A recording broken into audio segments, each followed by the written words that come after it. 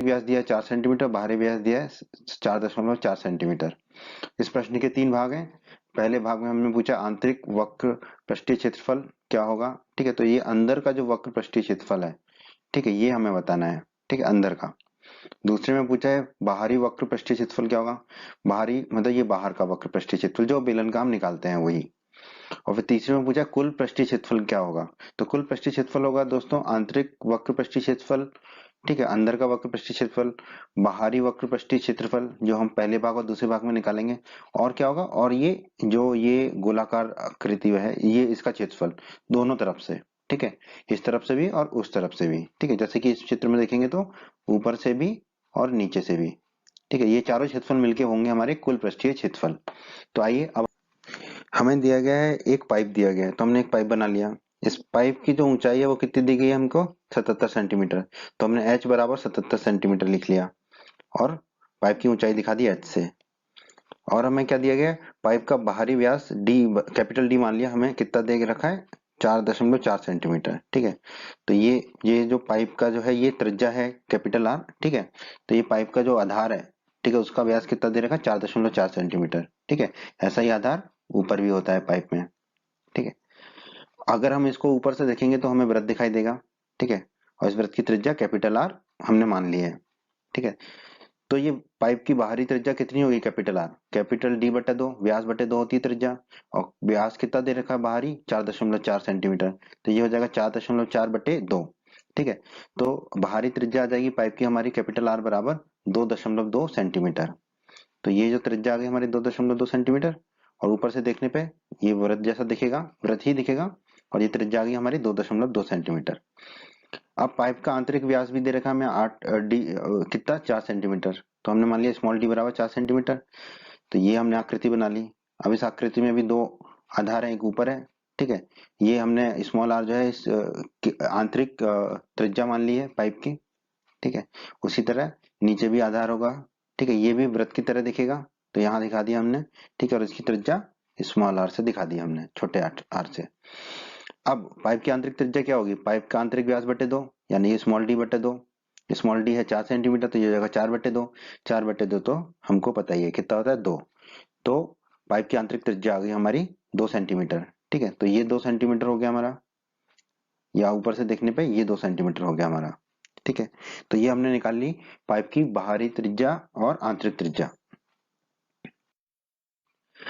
आइए दोस्तों अब हम प्रश्न के पहले भाग को हल करते हैं, जिसमें हमसे पूछा है आंतरिक वक्र पृष्ठीय क्षेत्रफल, यानी कि जो आंतरिक बेलन है, ये बेलन, इसका वक्र पृष्ठीय क्षेत्रफल हमें निकालना है।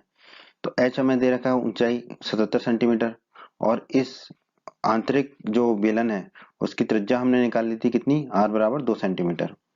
तो दोस्तों अध्याय 13 के परिचय के वीडियो में आपने पढ़ा था बेलन का वक्र पृष्ठीय क्षेत्रफल का सूत्र होता है 2 गुणा पाई गुणा r गुणा h, ठीक है। तो हमें पाई पता है 22/7, r निकाल लिया था हमने, और h हमें दिया हुआ है, सबके मान रख देंगे। तो पाइप का आंतरिक वक्र पृष्ठीय क्षेत्रफल क्या होगा 2, पाई कितना हो जाएगा 22/7, ठीक है। आर हमने कितना निकाला है 2 सेंटीमीटर, तो आर की जगह आ गया 2 सेंटीमीटर, और एच कितना दे रखा है 77 सेंटीमीटर, तो एच की जगह रख देंगे हम 77 सेंटीमीटर। अब हम वैसे इसको हल करेंगे, ठीक है। अब आप देखिए 7 और 77, 77 में 7 का भाग देंगे तो बचेगा 11, तो ये हो जाएगा हमारा 2 गुणा 22 गुणा 2 गुणा 11, ठीक है। अब हमने कर दिया 2 गुणा 22 44 गुणा 2 88, तो ये हो गया 88 गुणा 11। तो 88 गुणा 11 करेंगे तो आ जाएगा हमारा 968। तो पाइप का आंतरिक वक्र पृष्ठीय क्षेत्रफल हमारा कितना आ गया 968 सेंटीमीटर स्क्वायर। यही हमारा प्रश्न के पहले भाग का उत्तर है दोस्तों। प्रश्न के दूसरे भाग में दोस्तों हमसे पूछा है बाहरी वक्र पृष्ठीय क्षेत्रफल। तो बाहरी वक्र पृष्ठीय क्षेत्रफल क्या होगा, चित्र में देखिए ये जो बाहरी बेलन है, ठीक है, इसका वक्र पृष्ठीय क्षेत्रफल, ठीक है। तो ये निकालने के लिए हमें h ऊंचाई तो दे रखी है 77 सेंटीमीटर, और हमने ये बाहरी त्रिज्या निकाली थी कैपिटल R बराबर 2.2 सेंटीमीटर। अब दोस्तों अध्याय 13 के परिचय के वीडियो में आपने पढ़ा था बेलन का वक्र पृष्ठीय क्षेत्रफल होता है 2 गुना पाई गुना उसकी त्रिज्या गुना ऊंचाई, ठीक है। सबके मान रख देंगे हम, आर एच हमें पता है, ठीक है।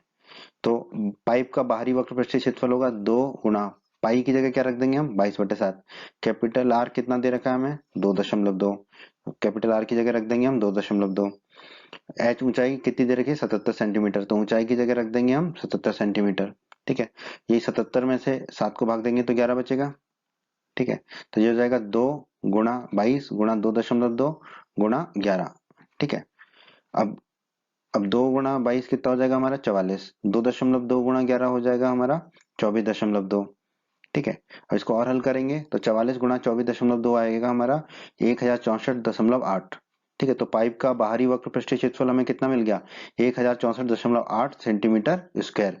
और यही हमारा उत्तर है इस प्रश्न के दूसरे भाग का। प्रश्न के तीसरे भाग में हमसे पूछा है कुल पृष्ठीय क्षेत्रफल कितना होगा। तो कुल पृष्ठीय क्षेत्रफल कितना होगा दोस्तों, इसका आंतरिक वक्र पृष्ठीय क्षेत्रफल, बाहरी वक्र पृष्ठीय क्षेत्रफल जो हम पहले और दूसरे भाग में निकाल चुके हैं, और ये जो आधार का क्षेत्रफल है वो, और ऊपर वाले आधार का जो क्षेत्रफल है वो। ठीक है, हमने बाहरी त्रिज्या निकाली थी 2.2 सेंटीमीटर और आंतरिक त्रिज्या निकाली थी 2 सेंटीमीटर। तो पाइप के आधार का पृष्ठीय क्षेत्रफल कितना होगा, ये जो नीचे वाला आधार है, ठीक है, इसका पृष्ठीय क्षेत्रफल कितना होगा, इसको हम इस वृत्त से समझते हैं। ठीक है, ये जो वृत्त है, ठीक है, इसमें आप देखिए एक बड़ा वृत्त है जिसकी त्रिज्या कैपिटल आर है और एक छोटा वृत्त है जिसकी त्रिज्या स्मॉल आर है। ठीक है, तो हमें यहाँ पर निकालना है क्षेत्रफल, ये जो रंगीन हिस्सा है उसका। ठीक है, तो इस रंगीन हिस्से का क्षेत्रफल निकालने के लिए हमें क्या करना पड़ेगा, जो बड़े त्रिज्या वाला वृत्त है उसके क्षेत्रफल में से छोटे त्रिज्या वाले वृत्त का क्षेत्रफल घटा देंगे। वही हमने यहाँ किया है, पाई कैपिटल आर स्क्वायर, ठीक है, ये बड़े वृत्त का क्षेत्रफल है, minus pi small R square, ये छोटे वृत्त का क्षेत्रफल है। ठीक है, दोनों में से पाई कॉमन ले लेंगे तो ब्रैकेट के अंदर आएगा बड़े आर का स्क्वायर माइनस छोटे आर का स्क्वायर। ठीक है, पाई की जगह रख दिया हमने 22/7, कैपिटल आर की जगह हम क्या रखेंगे 2.2। ठीक है, तो वो रख दिया हमने। स्मॉल आर की जगह हम क्या रखेंगे 2 सेंटीमीटर, तो वो रख दिया हमने। आगे बढ़ते हैं, 22/7 को वही रखा, 2.2 का वर्ग हो जाएगा 4.84 और 2 का वर्ग हो जाएगा 4। 4.84 में से 4 जाएगा तो बचेगा 0.84, तो ये हो जाएगा 22/7 गुणा 0.84। ठीक है, इसको और हल करेंगे, 7 से भाग देंगे 0.84 में तो मिलेगा हमें 0.12। तो पाइप के आधार का पृष्ठीय क्षेत्रफल आ गया हमारा 22 गुणा 0.12, गुणा कर लेंगे तो पाइप के आधार का पृष्ठीय क्षेत्रफल हमें मिल गया 2.64 सेंटीमीटर स्क्वायर। ठीक है, तो ये नीचे का क्षेत्रफल हमें मिल गया 2.64 सेंटीमीटर स्क्वायर। ये वाला जो रंगीन वाला क्षेत्रफल है वो मिल गया हमको। और ये क्षेत्रफल और ऊपर वाले आधार का क्षेत्रफल बराबर ही होगा। ठीक है, तो पाइप के ऊपरी आधार का पृष्ठीय क्षेत्रफल, ऊपरी आधार ये है, ठीक है, इसका भी क्षेत्रफल बराबर ही होगा। तो ये भी हो जाएगा 2.64 सेंटीमीटर स्क्वायर, 2.64 सेंटीमीटर स्क्वायर। बस अब हम आगे बढ़ते हैं दोस्तों। हम निकाल चुके हैं पाइप का आंतरिक वक्र पृष्ठीय क्षेत्रफल 968, बाहरी पृष्ठीय क्षेत्रफल 1064.8, फिर से लिख लिया हमने। पाइप के आधार का पृष्ठीय क्षेत्रफल 2.64 और ऊपरी आधार का पृष्ठीय क्षेत्रफल 2.64। ठीक है, तो कुल पृष्ठीय क्षेत्रफल कितना होगा, जो कुल पृष्ठीय क्षेत्रफल हमें निकालना है भाग 3 में, पाइप का आंतरिक वक्र पृष्ठीय क्षेत्रफल, ठीक है, ये वक्र पृष्ठीय क्षेत्रफल, धन पाइप का बाहरी वक्र पृष्ठीय क्षेत्रफल, बड़े वाले पाइप का वक्र पृष्ठीय क्षेत्रफल, धन पाइप के आधार का पृष्ठीय क्षेत्रफल, पाइप के आधार का पृष्ठीय क्षेत्रफल, धन पाइप के ऊपरी आधार का वक्र पृष्ठीय आधार का पृष्ठीय क्षेत्रफल। तो ये चारों हमें पता है, इन चारों के मान रख देंगे। तो कुल पृष्ठीय क्षेत्रफल हमारा आ जाएगा 968 धन 1064.8 धन 2.64 धन 2.64। इन सबको जोड़ लेंगे तो कुल पृष्ठीय क्षेत्रफल हमारा आ जाएगा 2038.08 सेंटीमीटर स्क्वायर। ठीक है, और यही क्या होगा हमारा इस प्रश्न का उत्तर होगा दोस्तों। प्रश्न 4 दोस्तों, प्रश्न 4 में हमें दिया गया है एक रोलर का व्यास 84 सेंटीमीटर है। ठीक है, तो पहले तो आप रोलर देख लीजिए कैसा होता है। ये होता है रोलर, जो आपने देखा होगा क्रिकेट के मैच में जो है पिच को समतल करने के लिए बार बार लेके आते हैं वो। ठीक है, तो रोलर जो है, और इसका आकार क्या होता है, रोलर का आकार होता है बेलन के आकार का होता है। ठीक है, तो ये हो गया रोलर। तो एक रोलर का व्यास 84 सेंटीमीटर है, इसका व्यास जो है वो 84 सेंटीमीटर दिया गया है और लंबाई 120 सेंटीमीटर है। ठीक है, ये लंबाई 120 सेंटीमीटर दी हुई है, जो बेलन में हम जिसे ऊंचाई कहते हैं। ठीक है, एक खेल के मैदान को एक बार समतल करने के लिए 500 चक्कर इसको लगाने पड़ते हैं, 500 बार इसको घुमाना पड़ता है।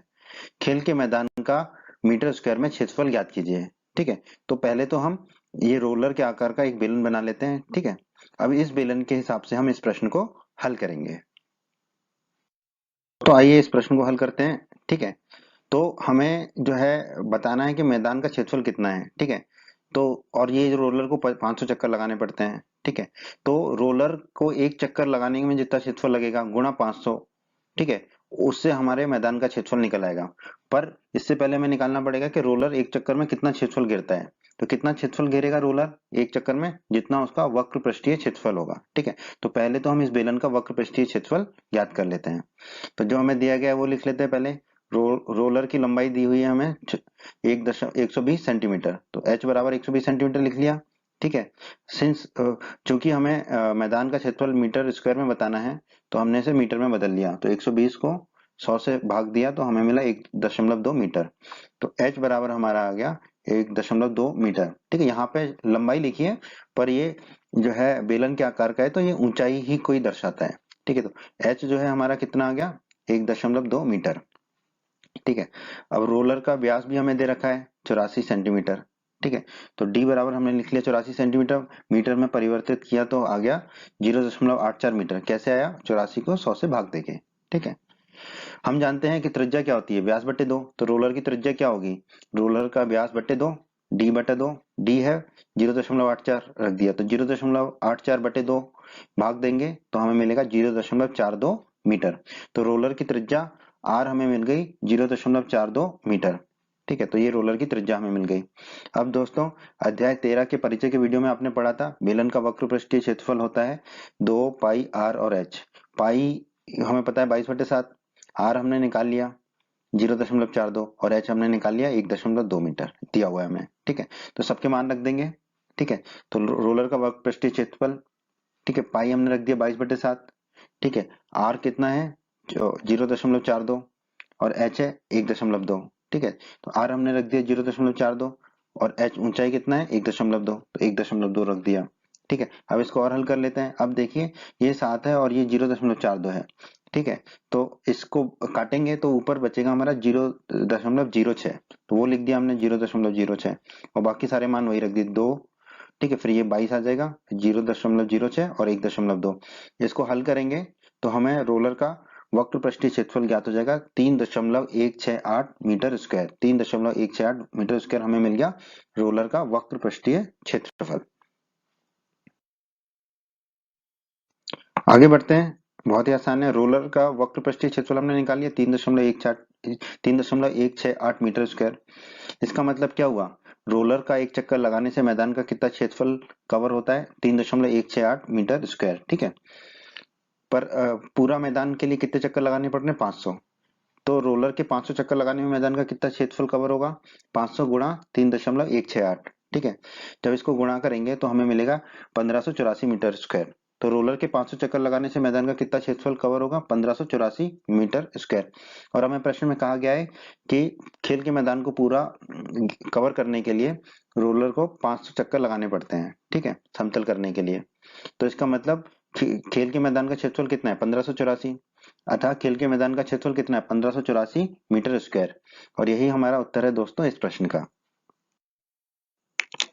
प्रश्न 5 दोस्तों बहुत ही आसान प्रश्न है। हमें दिया गया किसी बेलनाकार स्तंभ का व्यास 50 सेंटीमीटर है और ऊंचाई 3.5 मीटर है, ठीक है। व्यास 50 सेंटीमीटर है, ऊंचाई 3.5 मीटर है।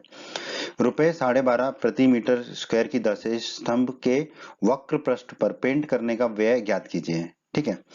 तो दोस्तों हमें एक दिया गया है, एक बेलन के आकार का स्तंभ है, तो हमने बेलन के आकार का स्तंभ बना लिया। अब इसके वक्र पृष्ठ पर पेंट करना है, ठीक है। वक्र पृष्ठ पे मतलब इसके चारों तरफ पेंट करना है, ऊपर और नीचे नहीं करना, वक्र पृष्ठ पे करना है, चारों तरफ पेंट करना है, ठीक है। और पेंट करने का व्यय ज्ञात करना है। तो पहले तो हम वक्र पृष्ठ का क्षेत्रफल ज्ञात करेंगे, जो दिया गया वो लिख लेते हैं। हमें स्तंभ की ऊंचाई दी गई है हमें 3.5 मीटर, तो हमने h बराबर 3.5 मीटर लिख लिया, h बराबर 3.5 मीटर, ठीक है। तो स्तंभ की ऊंचाई हो गई h 3.5 मीटर। और क्या दिया गया है, हमें स्तंभ का व्यास दिया हुआ है, तो उसे हमने स्मॉल डी मान लिया, बराबर कितना दिया हुआ है 50 सेंटीमीटर, ठीक है। अब बाकी सारी भी मीटर में है तो इसको भी मीटर में बदल लेंगे, तो 50/100 करेंगे तो आ जाएगा 0.50 मीटर, ठीक है। तो स्तंभ की त्रिज्या कितनी होगी, स्मॉल आर बराबर स्तंभ का व्यास बटे 2, डी स्मॉल डी बटे 2, ठीक है। स्तंभ का व्यास है 0.50 मीटर, तो 0.50 बटे 2, तो ये आ जाएगा 0.25 मीटर। तो स्तंभ की त्रिज्या हमारी आ गई r बराबर 0.25 मीटर, ठीक है। r बराबर आ गया हमारा 0.25 मीटर। अब दोस्तों अध्याय 13 के परिचय के वीडियो में हमने पढ़ा था बेलन का वक्र पृष्ठीय क्षेत्रफल का सूत्र होता है 2 गुणा पाई गुणा आर गुणा एच। ठीक है, अब हमें पाई का मान पता है कितना होता है 22/7, तो हमने रख दिया। ठीक है, आर हमने निकाल लिया कितना 0.25, आर का मान रख दिया। एच हमें कितना दिया हुआ है 3.5, तो एच रख दिया 3.5। ठीक है, अब दोस्तों ये 7 से 3.5 में भाग देंगे तो हमें मिलेगा 0.5। बाकी सबको वैसे ही लिख लिया 2, 22 और 0.25, और 3.5 को 7 से भाग दिया तो बचा हमारा 0.5। 0.5 और 2 को गुणा करेंगे तो 1 हो जाएगा, तो वो चला जाएगा। ठीक है, फिर 22 को 0.25 से गुणा करेंगे तो हमें स्तंभ का वक्र पृष्ठीय क्षेत्रफल प्राप्त होगा 5.5 मीटर स्क्वायर। ठीक है, तो स्तंभ का वर्ग पृष्ठीय क्षेत्रफल हमने ज्ञात कर लिया जितना हमें पेंट करना है। ठीक है दोस्तों, आगे बढ़ते हैं। स्तंभ का वक्र पृष्ठीय क्षेत्रफल हमने ज्ञात कर लिया। अब हमें प्रश्न में दिया गया है 1 मीटर स्क्वायर स्तंभ को पेंट करने का व्यय कितना है 12.5 रुपए। ठीक है, तो 5.5 मीटर स्क्वायर स्तंभ को पेंट करने का व्यय कितना होगा 5.5 गुणा 12.5। ठीक है, तो 5.5 मीटर स्क्वायर स्तंभ को पेंट करने का व्यय आ गया 5.5 गुणा 12.5 करेंगे तो आ जाएगा 68.75 रुपए। ठीक है, इससे हम कह सकते हैं कि स्तंभ के वक्र पृष्ठ को पेंट करने का व्यय कितना आएगा 68.75 रुपए, और यही हमारा इस प्रश्न का उत्तर है दोस्तों। प्रश्न 6 में दोस्तों हमें दिया गया एक लंब वृत्तीय बेलन का वक्र पृष्ठीय क्षेत्रफल 4.4 मीटर स्क्वायर है। यदि बेलन का आधार की त्रिज्या 0.7 मीटर है तो इसकी ऊंचाई ज्ञात कीजिए। बहुत ही आसान प्रश्न है दोस्तों। ठीक है, एक बेलन दिया हुआ है हमें। ठीक है, बेलन बेलन का जो वक्र पृष्ठीय क्षेत्रफल दिया है और उसकी त्रिज्या दी है और हमसे उसकी ऊंचाई पूछी है। तो हम मान लेते हैं कि बेलन की ऊंचाई h है। ठीक है, ये बेलन की ऊंचाई हमने मान ली h है।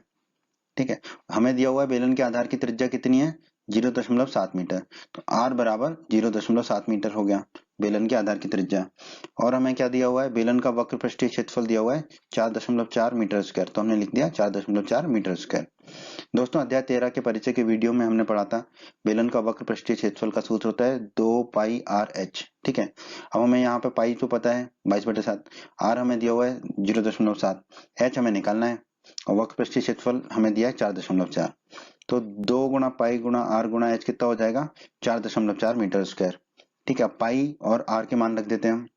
ठीक है, तो 2 को 2 रखा, पाई को रखा 22/7, आर कितना है हमारा 0.7, तो आर रख दिया हमने 0.7, एच हमें ज्ञात करना है। ठीक है, बराबर 4.4। ठीक है, अब 0.7 में 7 का भाग देंगे तो 0.1 मिलेगा हमको, तो ये हो गया हमारा 2 गुणा 22 गुणा 0.1 गुणा एच। ठीक है, अब 2 गुणा 22 कितना हो जाएगा 44, तो ये हो गया 44 गुणा 0.1 गुणा एच बराबर 4.4। 44 गुणा 0.1 कितना हो जाएगा 4.4, तो 4.4 गुणा एच हो गया 4.4। अब 4.4 को नीचे ले जाएंगे तो एच बराबर हो गया 4.4 बटे 4.4, तो एच बराबर कितना आ जाएगा 1, एच बराबर आ जाएगा हमारा 1 मीटर। तो इस बेलन की ऊंचाई कितनी आ गई 1 मीटर। यही हमारा उत्तर है दोस्तों इस प्रश्न का। प्रश्न 7 में दोस्तों हमें दिया गया है किसी वृत्ताकार कुएं का आंतरिक व्यास 3.5 मीटर है और यह 10 मीटर गहरा है। ज्ञात कीजिए। दो भाग हैं इस प्रश्न के। पहले भाग में पूछा है आंतरिक वक्र पृष्ठीय क्षेत्रफल किसका कुएं का आंतरिक वक्र पृष्ठीय क्षेत्रफल हमसे पूछा है। फिर दूसरे भाग में हमने बोला है कि अगर 40 रुपए प्रति मीटर स्क्वायर की दर से इसके वक्र पृष्ठ पर प्लास्टर करने का व्यय ज्ञात कीजिए। ठीक है, तो इस प्रश्न को हल करते हैं। तो हम कुआं बना लेते हैं। ठीक है, वृत्ताकार कुआं है। ठीक है, तो कुआं जो है वृत्त के आकार का है और इसकी एक ऊंचाई या गहराई होगी। ठीक है, तो ये किसके आकार का होगा बेलन के आकार का। ठीक है, जो हमें दिया गया है वो लिख लेते हैं हम। हमें दिया गया है कुएं की गहराई कितनी है 10 मीटर है, तो हमने लिख लिया कुएं की गहराई 10 मीटर है, तो एच हमने 10 मीटर मान लिया। ठीक है, क्योंकि ऊपर से देखेंगे तो गहराई है, नीचे से देखते हैं तो ऊंचाई होती है। ठीक है, तो एक ही बात होती है गहराई और ऊंचाई। तो h बराबर हमने मान लिया 10 मीटर, मतलब जो हमें प्रश्न में दिया गया है। तो h हो गया हमारा 10 मीटर। और हमें क्या दिया हुआ है, हमें दिया हुआ है कुएं का व्यास, आंतरिक व्यास मतलब व्यास ही है 3.5 मीटर है। ठीक है, तो d बराबर हमने मान लिया 3.5 मीटर। ठीक है, तो फिर कुएं की त्रिज्या कितनी होगी r बराबर d बट्टा 2 व्यास बट्टे 2, व्यास है 3.5 मीटर बट्टे 2, हल करेंगे तो हमें मिल जाएगा 1.7 मीटर। तो कुएं की त्रिज्या r कितनी हो गई 1.75 मीटर, तो हमने लिख दिया r बराबर 1.75 मीटर कुएं की त्रिज्या आ गई। अब हमें पहले भाग में निकालना है बेलन आंतरिक वक्र पृष्ठीय क्षेत्रफल। तो दोस्तों अध्याय 13 के परिचय के वीडियो में आपने पढ़ा था बेलन का वक्र पृष्ठीय क्षेत्रफल का सूत्र होता है 2 पाई r h। ठीक है, हमें पाई पता है 22/7, आर पता है 1.75 और एच पता है 10। सबके मान रख देते हैं। तो कुएं का आंतरिक वक्र पृष्ठीय क्षेत्रफल कितना आ जाएगा?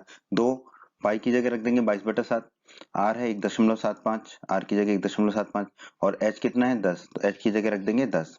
ठीक है, अब देखिए दोस्तों 1.75 को अगर 10 से गुणा करेंगे तो कितना आएगा 17.5 और 17.5 को 2 से गुणा करेंगे तो आएगा 35। ठीक है, और 35 को 7 में से भाग देंगे तो कितना मिलेगा 5। ठीक है, तो हम इसको क्या लिख सकते हैं 22 गुणा 5, 22 ही रहा। ठीक है, 1.75 को 10 से गुणा किया तो 17.5, 17.5 को 2 से गुणा किया तो 35, 35 को 7 से भाग दिया तो 5, तो ये आ गया हमारा 22 गुणा 5 और 22 गुणा 5 होता है 110। तो कुएं का आंतरिक वक्र पृष्ठीय क्षेत्रफल हमारा कितना आ गया 110 मीटर स्क्वायर। यही हमारे इस प्रश्न के पहले भाग का उत्तर है दोस्तों। प्रश्न के दूसरे भाग को हल करते हैं। ठीक है, कुएं का आंतरिक वक्र पृष्ठीय क्षेत्रफल निकाल लिया हमने। ठीक है, प्रश्न के दूसरे भाग में हमें दिया है 1 मीटर स्क्वायर वक्र पृष्ठ पर प्लास्टर करने का व्यय कितना है 40 रुपए। ये हमें दूसरे भाग में दिया है प्रश्न के। ठीक है, तो 110 मीटर स्क्वायर वक्र पृष्ठ पर प्लास्टर करने का व्यय कितना होगा 110 गुणा 40, 110 गुणा 40 कितना हो जाएगा हमारा 4400, 4400। तो 110 मीटर स्क्वायर वर्ग पृष्ठ पर प्लास्टर करने का व्यय हमारा आ गया 4400 रुपए। तो इससे हम निष्कर्ष निकाल सकते हैं, अतः कुएं के आंतरिक वक्र पृष्ठ पर प्लास्टर करने का व्यय कितना होगा 4400 रुपए। और यही हमारे इस प्रश्न के इस भाग की पाइप है जिसकी लंबाई 28 मीटर है और उसका व्यास 5 सेंटीमीटर है। इस संयंत्र में गर्मी देने वाला कुल कितना पृष्ठ है? ठीक है, तो हमें बेसिकली उस बेलनाकार पाइप का पृष्ठीय क्षेत्रफल निकालना है, वक्र पृष्ठीय क्षेत्रफल। ठीक है, तो हमने पाइप बना लिया बेलन के आकार का। ठीक है, हमें दिया गया है बेलनाकार पाइप की लंबाई h मान ली कितनी दी गई है हमें 28 मीटर। ठीक है, तो h बराबर हो गया हमारा 28 मीटर। ठीक है, तो बेलन की ऊंचाई हो गई हमारी 28 मीटर। ठीक है, लंबाई दे रखी है पर ये ऊंचाई है हमारे लिए। और क्या दे रखा है बेलनाकार पाइप का व्यास, तो d मान लिया। ये कितना दे रखा है 5 सेंटीमीटर, 5 सेंटीमीटर हो गया। पर हम इसको मीटर में बदल लेंगे, क्यों? क्योंकि लंबाई मीटर में दे रखी है। तो 5 सेंटीमीटर को मीटर में बदलेंगे तो इसको 100 से भाग देना पड़ेगा। 5 को 100 से भाग देंगे तो हमें प्राप्त होगा 0.05 मीटर। ठीक है, तो वृत्त इसकी बेलनाकार पाइप की त्रिज्या कितनी होगी फिर r बराबर d/2। डी का मान रख देंगे 0.05, तो ये हो जाएगा 0.05/2। हल करेंगे तो हमें मिलेगा 0.025 मीटर। ठीक है, तो हमें त्रिज्या मिल गई r बराबर 0.025 मीटर। ठीक है, तो बेलन की त्रिज्या भी मिल गई हमको। अब हमने अध्याय 13 के परिचय के वीडियो में पढ़ा था बेलन का वक्र पृष्ठीय क्षेत्रफल का सूत्र होता है 2 गुणा पाई गुणा r गुणा h। तो बेलनाकार पाइप का वक्र पृष्ठीय क्षेत्रफल कितना होगा 2 गुणा पाई कितना होगा 22/7, आर हमने कितना निकाला 0.025 और एच कितना है हमारा दिया हुआ 28, इसको रख देंगे। ठीक है, अब इसको हल करेंगे। ठीक है, कैसे हल करें आप 28 में 7 का भाग दें ऊपर 4 आ जाएगा, फिर इसको हल करेंगे तो हमें प्राप्त होगा बेलनाकार पाइप का वक्र पृष्ठीय क्षेत्रफल 4.4 मीटर स्क्वायर। ठीक है, तो हम यहाँ से कह सकते हैं कि संयंत्र में गर्मी देने वाला कुल क्षेत्रफल जो है कितना है, कुल पृष्ठ कितना है 4.4 मीटर स्क्वायर। और यही हमारे इस प्रश्न का उत्तर भी है दोस्तों, 4.4 मीटर स्क्वायर। तो पहले भाग को देख लेते हैं हम। ठीक है, हमें एक बेलनाकार पेट्रोल की टंकी दी है तो हमने बेलनाकार पेट्रोल की टंकी बना ली। ठीक है, और हमें दिया गया है कि पेट्रोल की टंकी की ऊंचाई कितनी दे रखी है 4.5 मीटर, तो हमने h बराबर लिख लिया 4.5 मीटर। ठीक है, तो पेट्रोल की टंकी की ऊंचाई h बराबर हो गया 4.5 मीटर। और हमें क्या दिया रखा है पेट्रोल की टंकी का व्यास 4.2 मीटर, तो d बराबर हमने ले लिया 4.2 मीटर। ठीक है, हम जानते हैं त्रिज्या क्या होती है व्यास बटे 2, तो पेट्रोल की टंकी की त्रिज्या r बराबर क्या होगी d/2, व्यास बटा 2। व्यास कितना है 4.2, तो ये हो जाएगा 4.2/2 यानी कि 2.1 मीटर। ठीक है, तो r हो गया हमारा 2.1 मीटर। ठीक है, टंकी की त्रिज्या हो गई 2.1 मीटर। अब दोस्तों अध्याय 13 के परिचय के वीडियो में हमने पढ़ा था बेलन का वक्र पृष्ठीय क्षेत्रफल का सूत्र होता है 2 पाई r h। अब हमें सबके मान पता है तो रख देंगे। ठीक है, 2 को 2 रख दिया, पाई हमें पता है कितना होता है 22/7, तो हमने 22/7 रख दिया। r हमने कितना निकाला 2.1 मीटर, तो वो रख दिया। और h हमें कितना दिया हुआ है 4.5 मीटर, तो हमने वो रख दिया। ठीक है, अब इसको हम हल कर लेंगे। ठीक है, अब 2.1 को 7 से भाग देंगे तो हमें मिलेगा 0.3। ठीक है, तो ये हो जाएगा 2 गुणा 22 गुणा 0.3 गुणा 4.5। ठीक है, इसको हल करेंगे तो हमें पेट्रोल की टंकी का वर्ग पृष्ठीय क्षेत्रफल प्राप्त होगा 59.4 मीटर स्क्वायर। और यही हमारे इस प्रश्न के पहले भाग का उत्तर होगा 59.4 मीटर स्क्वायर। भाग 2। इस प्रश्न के भाग 2 में हमें पूछा गया दोस्तों, इस टंकी को बनाने में कुल कितना इस्पात लगा होगा यदि कुल इस्पात का 1/12 भाग बनाने में नष्ट हो गया हो। ठीक है, तो इसको हल करने के लिए पहले हमें इस जो टंकी है इसका कुल पृष्ठीय क्षेत्रफल निकालना होगा। तो दोस्तों अध्याय 13 के परिचय के वीडियो में आपने पढ़ा था बेलन का कुल पृष्ठीय क्षेत्रफल का सूत्र होता है 2 गुणा पाई गुणा आर ब्रैकेट के अंदर आर धन एच। ठीक है, अब हम आकृति से समझ लेते हैं। ठीक है, बेलन का वक्र पृष्ठीय क्षेत्रफल और उसके आधार का क्षेत्रफल और उसके ऊपर वाले आधार का क्षेत्रफल, ठीक है, ये सारा क्षेत्रफल मिला के बनता है बेलन का कुल पृष्ठीय क्षेत्रफल। ठीक है, और इतना ही हमें इस्पात लगेगा इस टंकी को बनाने में। ठीक है, उसके अलावा 1/12 भाग नष्ट हो चुका और नष्ट हो जाएगा इसको बनाने में। ठीक है, तो उसको आगे समझेंगे हम। ठीक है, पहले इसका कुल पृष्ठीय क्षेत्रफल निकाल लेते हैं। तो पेट्रोल की टंकी का कुल पृष्ठीय क्षेत्रफल हो जाएगा, 2 को 2 लिखा, पाई को लिखा 22/7, आर हमारा कितना 2.1, तो आर को लिखा 2.1 ब्रैकेट के अंदर, आर है 2.1 तो आर को लिखा हमने 2.1, एच हमारा कितना 4.5 तो एच को लिखा 4.5। ठीक है, अब आप देखिए 2.1 में 7 का भाग देंगे तो मिलेगा 0.3, तो 2 को तो 2 लिखा, फिर 22 को 22 लिखा, 2.1 में 7 का भाग गया तो 0.3 और गुणा में 2.1 और 4.5 मिलके हो जाएगा 6.6। अब इस सबका गुणा कर लेंगे हम, तो हमें पेट्रोल की टंकी का कुल पृष्ठीय क्षेत्रफल मिल जाएगा 87.12 मीटर स्क्वायर। ठीक है, इसको नोट कर लीजिए, हम आगे बढ़ते हैं। आइए आगे बढ़ते हैं। ठीक है, पेट्रोल की टंकी का कुल पृष्ठीय क्षेत्रफल हमने निकाल लिया 87.12 मीटर स्क्वायर। अब मान लेते हैं कि टंकी को बनाने में कुल इस्पात कितना लगा है x मीटर स्क्वायर, और यही x हमें निकालना है इस भाग में। ठीक है, और हमें प्रश्न में दे रखा है टंकी को बनाने में नष्ट हुआ इस्पात कितना है 1/12 भाग है। ठीक है, तो x/12 हो जाएगा, इतना इस्पात नष्ट हो गया टंकी को बनाने में। ठीक है, तो टंकी में लगा हुआ कुल इस्पात कितना होगा, जितना कुल इस्पात था टंकी को बनाने के लिए और जितना नष्ट हो गया उसको माइनस कर देंगे, तो x माइनस x/12। ठीक है, 12 कॉमन लेंगे तो ये हो जाएगा 12x माइनस x/12, 12x में से x जाएगा तो बचेगा 11x, तो ये हो जाएगा 11/12x मीटर स्क्वायर। तो टंकी में कुल कितना इस्पात लगा है हमारा 11/12x। ठीक है, क्योंकि x/12 जो है वो नष्ट हो गया है। ठीक है, तो टंकी में लगा हुआ कुल इस्पात किसके बराबर होगा, टंकी का कुल पृष्ठीय क्षेत्रफल के बराबर होगा। ठीक है, तो टंकी में लगा कुल इस्पात कितना है 11/12x, तो हमने 11/12x लिख दिया। और टंकी का कुल पृष्ठीय क्षेत्रफल हमने कितना निकाला था 87.12, तो हमने लिख दिया 87.12। ठीक है, अब ये 11/12 दाईं तरफ जाएगा तो क्या हो जाएगा 12/11। ठीक है, तो x बराबर हो जाएगा हमारा 87.12 गुणा 12/11। ठीक है, इसको हल करेंगे तो x हमारा आ जाएगा 95.04 मीटर स्क्वायर।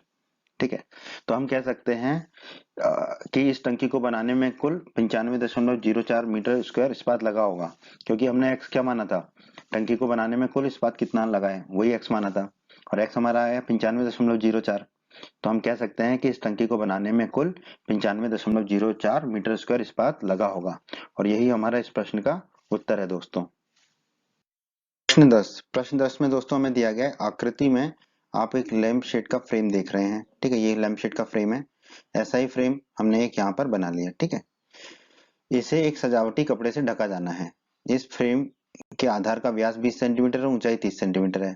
फ्रेम के ऊपर और नीचे मोड़ने के लिए दोनों ओर 2.5 सेंटीमीटर अतिरिक्त कपड़ा भी छोड़ा जाना है। ज्ञात कीजिए कि लैंप शेड को ढकने के लिए कुल कितने कपड़े की आवश्यकता होगी। तो जो हमें दिया वो लिख लेते हैं, फ्रेम के आधार का व्यास हमें दिया हुआ है, कितना दिया हुआ है 20 सेंटीमीटर, तो हमने लिख लिया d बराबर 20 सेंटीमीटर। तो फ्रेम के आधार की त्रिज्या कितनी होगी, r बराबर d/2 व्यास/2, व्यास है 20 सेंटीमीटर तो 20/2 मतलब कि 10 सेंटीमीटर, तो r बराबर 10 सेंटीमीटर आ गया हमारा, हमने r बना दिया। और हमें क्या दे रखा है, ऊंचाई कितनी दे रखी है 30 सेंटीमीटर, फ्रेम की ऊंचाई 30 सेंटीमीटर, तो h बराबर 30 सेंटीमीटर, तो h बराबर हमने लिख लिया 30 सेंटीमीटर, और यहाँ पर h बना दिया 30 सेंटीमीटर का। और हमें कहा गया है फ्रेम के ऊपर और नीचे मोड़ने के लिए दोनों 2.5 सेंटीमीटर अतिरिक्त कपड़ा भी छोड़ा जाना है। ठीक है, तो जैसे कि ऊपर ये कपड़ा ऊपर 2.5 सेंटीमीटर तक जाएगा। ठीक है, ये 2.5 सेंटीमीटर दिख रहा है आपको, 2.5 सेंटीमीटर ये कपड़ा ऊपर जाएगा। ठीक है, और 2.5 सेंटीमीटर ये कपड़ा नीचे भी जाएगा। ठीक है, इस तरह से ये कपड़ा 2.5 सेंटीमीटर ऊपर और 2.5 सेंटीमीटर नीचे छोड़ा जाना है मोड़ने के लिए। ठीक है, मोड़ने के लिए फ्रेम के ऊपर और नीचे मोड़ने के लिए दोनों 2.5 सेंटीमीटर अतिरिक्त कपड़ा छोड़ने के बाद पूरे कपड़े की ऊंचाई कितनी होगी, कैपिटल एच मान लेते हैं उसको। जो हमारे फ्रेम की ऊंचाई है उतनी 30 धन ऊपर जितना छोड़ा 2.5 सेंटीमीटर और नीचे जितना छोड़ा 2.5 सेंटीमीटर। तो कैपिटल एच हो गया हमारा 30 धन 2.5 धन 2.5। तो कैपिटल एच हमारा कितना आ गया, 35 सेंटीमीटर। ठीक है, कैपिटल एच क्या होगा, ये ऊपर से लेके नीचे तक पूरे कपड़े की ऊंचाई। ठीक है, फ्रेम की ऊंचाई तो स्मॉल एच थी, पूरे कपड़े की ऊंचाई कैपिटल एच आ गया हमारा 35 सेंटीमीटर। आगे बढ़ते हैं दोस्तों। ठीक है, स्मॉल आर त्रिज्या दे रखी है हमें 10 सेंटीमीटर। ठीक है, निकाली थी हमने, और कैपिटल एच हमने निकाला था 35 सेंटीमीटर। तो दोस्तों अध्याय 13 के परिचय के वीडियो में हमने पढ़ा था बेलन का वक्र पृष्ठीय क्षेत्रफल का सूत्र क्या होता है, 2 पाई r गुणा ऊंचाई h। ठीक है, तो हमें यहाँ पर क्या निकालना है, हमें निकालना है लैंपशेड को ढकने के लिए कुल कितने कपड़े की आवश्यकता होगी। ठीक है, इसका मतलब ये जो बेलनाकार आकृति बन रही है कैपिटल एच ऊंचाई की और r त्रिज्या की, उसका वक्र पृष्ठीय क्षेत्रफल निकालना है। तो कुल कपड़े का वक्र पृष्ठीय क्षेत्रफल क्या होगा, 2 रख दिया हमने, पाई की जगह 22/7, स्मॉल आर त्रिज्या है 10 तो 10 रख दिया, और ऊंचाई कैपिटल एच है 35 तो 35 रख दिया। अब 35 में से 7 का भाग देंगे तो बचेगा 5। ठीक है, तो ये हो जाएगा कुल कपड़े का वक्र पृष्ठीय क्षेत्रफल 2 गुणा 22 गुणा 10 गुणा 35 में से 7 का भाग दिया था तो बचा 5। ठीक है, अब आप देखिए 10 गुणा 5 हो जाएगा 50 और गुणा 2 100। ठीक है, तो इससे हमने लिख दिया 22 गुणा 100, 22 गुणा 100 हो जाएगा 2200। तो कुल कपड़े का वक्र पृष्ठीय क्षेत्रफल हो गया 2200 सेंटीमीटर स्क्वायर। तो इससे हम निष्कर्ष निकाल सकते हैं कि लैंप शेड को ढकने के लिए कुल 2200 सेंटीमीटर स्क्वायर कपड़े की आवश्यकता होगी। और यही हमारे इस प्रश्न का उत्तर है दोस्तों। प्रश्न 11 में दोस्तों हमें दिया गया किसी विद्यालय में विद्यार्थियों से एक आधार वाले बेलनाकार कमलदानों को गत्ते से बनाने और सजाने की प्रतियोगिता में भाग लेने के लिए कहा गया है। ठीक है, कलमदान क्या होता है दोस्तों, कलम मतलब कि पेंसिल आपकी, तो कलमदान हो गया पेंसिल बॉक्स। ठीक है, जो पेंसिल बॉक्स होता है, प्रत्येक कलमदान यानी कि प्रत्येक पेंसिल बॉक्स को 3 सेंटीमीटर त्रिज्या और 10.5 सेंटीमीटर ऊंचाई का होना था। विद्यालय को इसके लिए प्रतिभागियों को गत्ता देना था। ठीक है, तो इसके लिए गत्ता किसको देना था, विद्यालय को, स्कूल को। यदि इसमें 35 प्रतिभागी थे तो विद्यालय को कितना गत्ता खरीदना पड़ेगा। ठीक है, तो उसके लिए हमें क्या करना होगा, पहले एक कलमदान, ठीक है, यानी कि एक पेंसिल बॉक्स में कितना गत्ता लगेगा वो निकालना होगा, और फिर उसको 35 से गुणा कर देंगे तो 35 प्रतिभागियों के लिए निकल जाएगा। ठीक है, तो ये होता है हमारा कलमदान। ठीक है, पेंसिल बॉक्स जिसमें पेंसिल रखी रहती है। ठीक है, और ये किस आकार का है दोस्तों, ये है हमारा बेलनाकार आकार का, तो हमने बना दिया। ठीक है, तो इसमें एक कलमदान में कितना गत्ता लगेगा, तो आप देखिए इसमें कहा गया है आधार वाले मतलब नीचे भी गत्ता लगा होगा। ठीक है, और नीचे लगा ही होगा, नहीं तो पेंसिल नहीं गिर जाएगी नीचे। ठीक है, तो इसका जो क्षेत्रफल निकालेंगे कि वो कैसे निकालेंगे, वक्र पृष्ठीय क्षेत्रफल होगा। ठीक है, और जो है आधार का क्षेत्रफल होगा, आधार में जो वृत्त होता है उसका क्षेत्रफल होगा। ये दोनों क्षेत्रफल निकाल देंगे तो हमें एक कलमदान या एक पेंसिल बॉक्स का क्षेत्रफल पता चल जाएगा। आइए दोस्तों प्रश्न को हल कर लेते हैं, जो हमें दिया गया वो लिख लेते हैं। कलमदान की ऊंचाई ऊंचाई हमें कलमदान की कितनी दे रखी है, 10.5 सेंटीमीटर। ठीक है, तो हमने लिख लिया h बराबर 10.5 सेंटीमीटर। ठीक है, और हमने यहाँ बना दिया h 10.5 सेंटीमीटर। और हमें क्या दिया गया है, कलमदान की त्रिज्या r बराबर 3 सेंटीमीटर। ठीक है, तो r बराबर 3 सेंटीमीटर कलमदान की हमने त्रिज्या बना दी। अब दोस्तों एक कलमदान को बनाने के लिए गत्ते का क्षेत्रफल कितना होगा, कलमदान का वक्र पृष्ठीय क्षेत्रफल, ठीक है, धन कलमदान के आधार का क्षेत्रफल। ठीक है, तो दोस्तों अध्याय 13 के परिचय के वीडियो में पढ़ा था बेलन का वक्र पृष्ठीय क्षेत्रफल का सूत्र होता है 2 गुणा पाई गुणा r गुणा h। ठीक है, तो यहाँ पर एक कलमदान को बनाने के लिए गत्ते का क्षेत्रफल कितना लगेगा, 2 गुणा पाई गुणा r गुणा h और आधार का क्षेत्रफल। ठीक है, कलमदान का वक्र पृष्ठीय क्षेत्रफल तो हो गया 2 गुणा पाई गुणा r गुणा h, और कलमदान के आधार का क्षेत्रफल कितना हो जाएगा, पाई r स्क्वायर। ठीक है, पाई r स्क्वायर, हमें r और h सब पता है। ठीक है, एक कलमदान को बनाने के लिए गत्ते का क्षेत्रफल, दोनों में कितना कॉमन आ जाएगा, पाई और आर, इसमें भी पाई और आर, पाई आर कॉमन लेंगे तो यहाँ पे बचेगा 2 गुणा एच और यहाँ पे बचेगा आर, तो ये हो गया पाई आर ब्रैकेट में 2h धन आर। ठीक है, मान रख देते हैं हम। ठीक है, आर कितना है हमारा 3, तो आर की जगह हमने रख दिया 3। ठीक है, और एच फिर 2 गुणा एच, एच कितना है 10.5, तो एच की जगह हम रख देंगे 10.5। ठीक है, धन आर, आर कितना है 3, तो आर की जगह रख देंगे 3। ठीक है, अब 2 गुणा 10.5 कितना हो जाएगा हमारा 21, और 21 और 3 24, तो ये हो जाएगा पाई गुणा 3 गुणा 24, 3 गुणा 24, 24 दिया कितना होता है 72, तो ये आ जाएगा 72 पाई सेंटीमीटर स्क्वायर। एक कलमदान को बनाने के लिए गत्ते का कितना क्षेत्रफल लगेगा हमें, 72 पाई सेंटीमीटर स्क्वायर। तो दोस्तों हमने निकाल लिया एक कलमदान को बनाने के लिए गत्ते का क्षेत्रफल होगा 72 पाई सेंटीमीटर स्क्वायर। हमें दिया गया है प्रतियोगिता में भाग लेने के लिए कितने प्रतिभागी हैं, 35। तो कुल कितने कलमदान बनाने पड़ेंगे, 35। तो 35 कलमदान बनाने के लिए गत्ते का क्षेत्रफल कितना होगा, 35 गुणा 72 पाई। पाई का मान रख देंगे हम। ठीक है, तो ये हो जाएगा 35 गुणा 72, पाई की जगह हो जाएगा 22/7। 7 से भाग देंगे 35 का तो ये हो जाएगा 5। ठीक है, तो इसको हल करेंगे, 5 गुणा 72 गुणा 22, तो 35 कलमदान बनाने के लिए गत्ते का क्षेत्रफल हमारा आएगा 7920 सेंटीमीटर स्क्वायर। तो हम इससे निष्कर्ष निकाल सकते हैं कि विद्यालय को कुल 7920 सेंटीमीटर स्क्वायर गत्ता खरीदना पड़ा होगा, और यही हमारे इस प्रश्न का